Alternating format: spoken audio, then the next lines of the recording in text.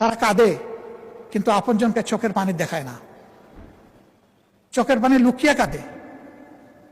Video কলে কথা বলে আর্টিফিশিয়াল হাসি দেয়। অনেকের সাথে এরকম কথা হয়েছে। আমি জিজ্ঞেস করি, তোমাদের এই বুবা কান্নার খবর কি তোমাদের আপনজন জানে? কয় আস্তাগফিরুল্লাহ, এগুলা জানানো যাবে না। আমরা কষ্টে আছি, ওদেরকে কষ্টে ফেলতে চাই না। ওরা বুঝুক যে আমরা ভালো আছি, তাহলে আমাদের কষ্ট আমরা কিছুটা ভুলে থাকতে পারবো। এখানেও কাঁদবো, ওখানেও কাঁদবে, এ তো হয় না। এরা কত মহৎ, নিজের কান্না বুকে চেপে আপনজনকে ভালো রাখে, দেশকে ভালো রাখে। এই লোকগুলোকে আমরা কি আসলে আপনজন হিসেবে নিতে পেরেছি? আমি দেখি না, কষ্ট লাগে। আমরা কি একটু তাদেরকে আপনজনের চাদর দিয়ে জড়াই ধরতে পারি না? মাননীয় স্পিকার, কেউ মরার জন্য বিদেশে যায় না। আমাদের এই ভাই এবং বোনেরা যায়, দুটা পয়সা রুজি করে পরিবারকে দিবে, দেশকে সাপোর্ট করবে, তারপরে দেশে চলে আসবে। কিন্তু আল্লাহ তাআলা কার মৌতের ফয়সালা কোথায় করে রেখেছেন আমরা কেউ জানি না। তারা যখন কেউ মারা যায়, তখন তাদের লাশটা নিয়ে টানাটানি হয়। আপনজনরা চায় শেষবারের মতো অন্তত মুখটা দেখি। এ লাশ আসবে কিভাবে? সে তো রক্ত পানি করা, ঘাম জড়ানো, যা রুজি করেছিল সবটাই পাঠিয়ে দিয়েছে।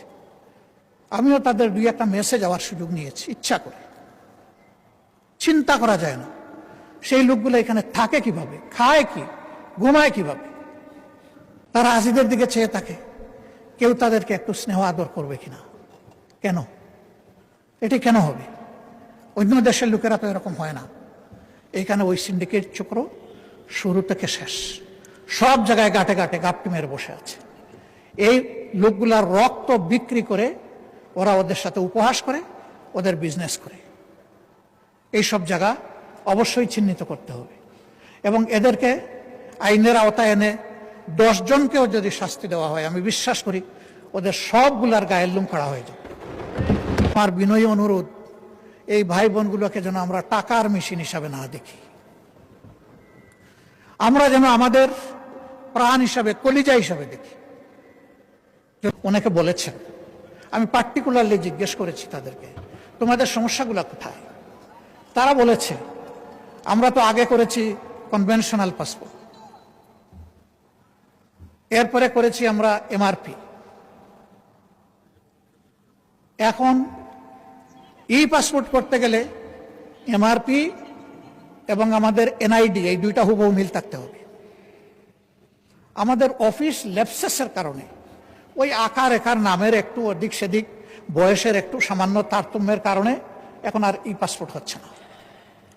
ফলে আমরা কিন্তু অনেকে এখানে ইলিগেল হয়ে গেছি অলরেডি, আর কেউ কেউ হওয়ার উপক্রম। এই সংখ্যা শত নয়, হাজার হাজার। এই প্রবলেমটা কিভাবে সর্ট আউট করে সলভ করা যায়? দুর্বলতা কিছু আমাদের অফিসিয়াল, কিছু হয়তো তাদের, কিন্তু মানুষগুলো তো আমাদের, এরা তো আমাদের। আমি মাননীয় স্বরাষ্ট্রমন্ত্রীকে অনুরোধ করব, বিদেশের মাটিতে থেকেই এনআইডি এবং পাসপোর্টের এই জটিলতাটা অতি সহজে কিভাবে নিরসন করা যায়। ইনশাল্লাহ আপনি পারবেন, শুধু পদক্ষেপ নেওয়ার। আমরা আপনার জন্য দোয়া করব, আপনি যাতে পারেন। আর লাশগুলা হয়ে যাওয়ার পরে আমি আল্লাহর নামে দুহাই দিয়ে বলবো, একদিনের জন্য যেন সেই লাশ নিয়ে কোনো টানা হেঁচড়া না হয়। আমরা বেঁচে থাকলে, দেশ বেঁচে থাকলে সসম্মানে আমাদের কাঁধের উপর করে যেন সেই লাশগুলা দেশে নিয়ে আসা হয়। আমরা যেহেতু তাদেরকে যোদ্ধা বলছি, আমরা যেন মেহেরবানি করে তাদেরকে বীরের সম্মানটুকু দিই। আমার যোদ্ধা, আমার বীর, কাজেই তারা যেন বীরের সম্মান পায়। সেইটা কিভাবে পাবে, সরকার এটা ফর্মুলেট করুক। আমাদের কোনো সহযোগিতা চাইলে আমরা হোল হার্টেডলি করবো ইনশাল্লাহ।